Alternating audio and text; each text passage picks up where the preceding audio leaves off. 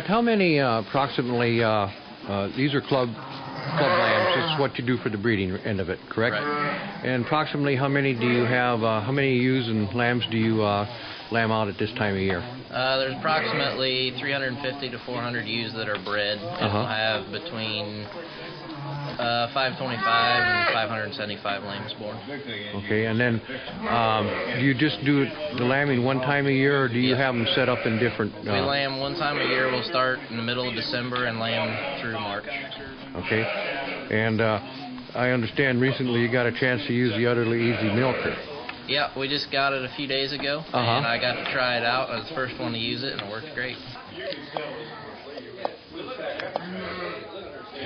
You went ahead and put it up. You start sucking the teat down slowly, put the pressure on it, and as soon as the milk starts, you stop pumping, and you can see how fast it's filling into the bottle.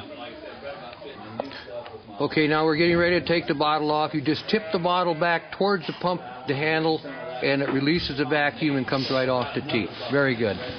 Two different ways that we can do this, and everybody does it a little differently. If you're going to pour the milk or the colostrum out of the bottle, we'll go ahead and remove the insert, pull that out of there first, off the top of the number one, and then you can just go ahead and, like you're going to go ahead and pour it in the back of there. Or at this point, you can go ahead and put the tube in on the tubing syringe right into the bottle without even taking it apart, aspirating it that way, and go ahead and pull up ever how many ounces that you need. How many do you normally give them, Tom? On a bigger lamb, 6 or 7, 7.5. This is a 5-ounce syringe, and so I always give them one. Even a small lamb will take one of these, and if you got a nice size lamb, a big old lamb, you give 7.5, 8 ounces maybe, but I always give a full syringe, unless it's a very tiny lamb. Super. Okay, well that's great then, and then if you get that right into the lamb directly after it's born, that's the best time, correct? I do it right away. I don't even wait for the lamb to stand up.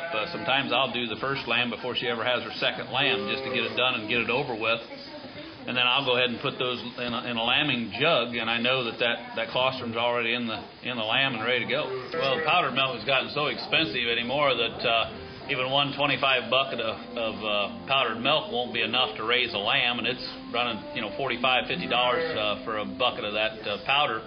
So it's not economic to use that. So you can take milk from another ewe, or perhaps you've got a ewe that's got a single lamb on that's an excellent milker. You can keep stealing milk from her all the time to supplement other lambs that you might have in the barn. And so this is one of the main reasons I think this is a very economic way to supplement lambs without buying the powdered milk. Well, and it's very fast, very efficient. And the other thing of it, too, is also the cleanliness of being able to pull this milk. You're not getting any manure or anything else into the... because you're taking it directly and tubing those babies directly, or right away with it also, aren't you? Exactly, and what we've done is taken milk from different ewes and just stockpile it, pour it in a gallon jug or whatever, a reservoir tank you might call it, and save it till we need it later on that day or that evening. Or if you have a set of triplet lambs that need to be supplemented, you can take extra milk very easily from 2 or 3 other ewes to get extra milk. And I don't buy any powdered milk, and I've got over 500 lambs, and I just don't buy any powdered milk. I can always take milk from other ewes that are milking extra good. Okay. So what I do when I'm getting ready to milk here is I'm going to kind of put my hand on her udder and kind of try and center that udder out away from the back leg. That way I just kind of tip this in and I start squeezing to get my suction. Once I have the suction, then I just hold the milker down straight, and then the milk just streams in.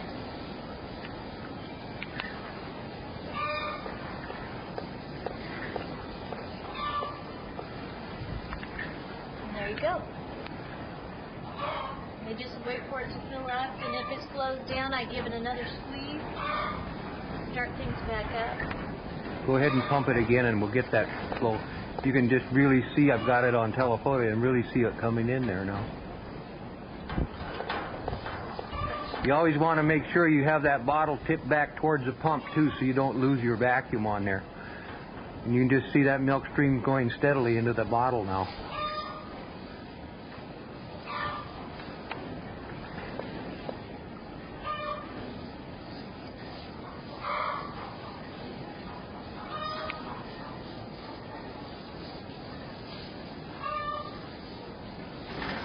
Okay, there again, and then just tip the bottle back towards the pumping handle. It drops right off the teat, and there it is. So you're going to get a good, you'll get a good 8 ounces off this first drawing, won't you? Yeah, if I'm lucky, I'll get 8 ounces out off of each side. When I milk, I try not to milk too much more than that. I usually, right. You know, if I'm going to milk her again, I might wait till this evening, about 12 hours later. Okay. Give her a chance. How often do you feed him? About every 3 to 4 hours.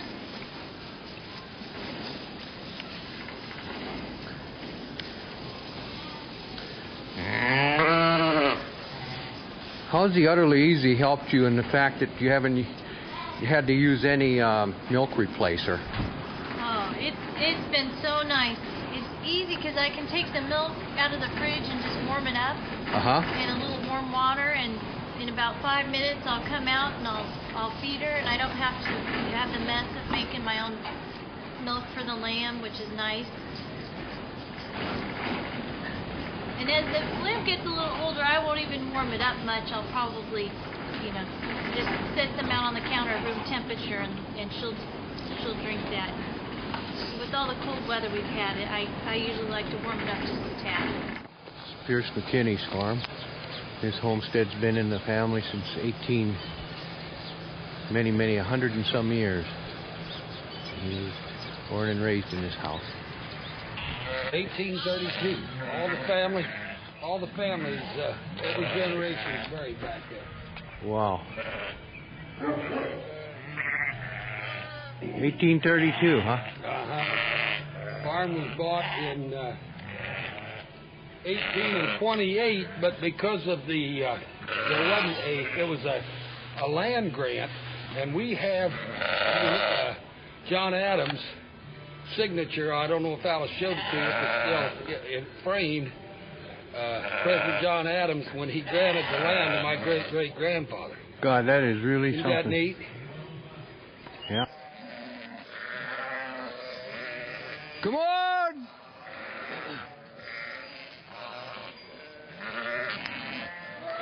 That's him, huh? Wheeler Dealer. Well, he's something to look at, ain't he? Because of the Udderly Easy? Look at him, look at him. Yeah, it sure is. Isn't it?